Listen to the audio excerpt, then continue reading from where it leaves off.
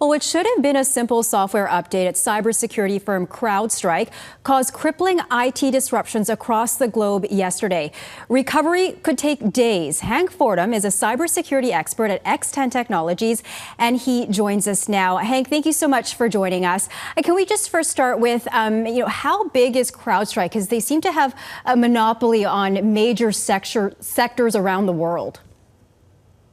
Yeah, I think that if anything that this incident showed us, it's just how large CrowdStrike is and how much people or companies tend to rely on products like CrowdStrike nowadays for their cybersecurity solutions.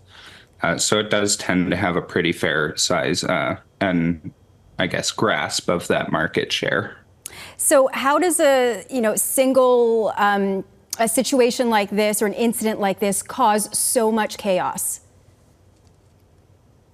So in this case, with the single content update that happened when it was released, it affected Microsoft machines. And when it affects the Microsoft machine and causes it to crash, then services are affected. So if employees are coming in the morning and they notice that that machine what they were doing is kind of getting stuck on a boot loop. And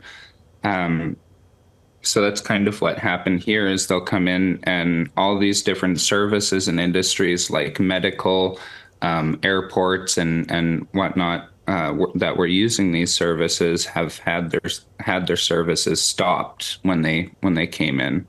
So ultimately, who is responsible for this crash? Would it be CrowdStrike or Microsoft? I would say it's CrowdStrike that would be responsible because it was them who released the single content update. It just happens that the update was not working well with Microsoft. Mac users and Linux users were unaffected. And that was something that we noticed in our efforts at X10 Technologies with keeping clients online. Was that, Mac users and Linux users were not affected. Given the scale of this outage, as a cybersecurity expert, are you concerned? I'm definitely concerned because of the level of, how much services went down when this kind of went the wrong way. The big concern for me, though, as a cybersecurity specialist is moving forward, we're going to see a lot of cyber criminals and hackers taking advantage and trying to capitalize on this event. So they've already started to register malicious domains that look like CrowdStrike in order to send out emails and trick victims into clicking on links or submitting information.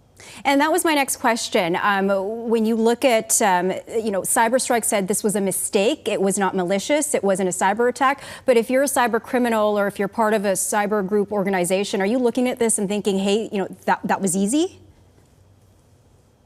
Not necessarily that was easy, but what an opportunity to go out and start sending emails pretending to be CrowdStrike. Or one domain that I noticed that was registered yesterday was CrowdStrike crash fix and stuff like that. So they're starting to try and take advantage and hoodwink people based on the circumstances of the situation. And we see this a lot during different global events like elections or like wartime. So it's not surprising that they're going to start capitalizing on it, but it's definitely a good time to be extra aware. And if you're experiencing any issues still with the CrowdStrike situation, or you just want to be at the advantage with your cybersecurity, that's something that we pride ourselves on here at X10 Technologies. All right, and before we let you go, CrowdStrike says it's issued a fix. So what does recovery look like? I mean, we saw thousands of flights canceled, the medical, banking sectors affected. What happens now, and how long will it take?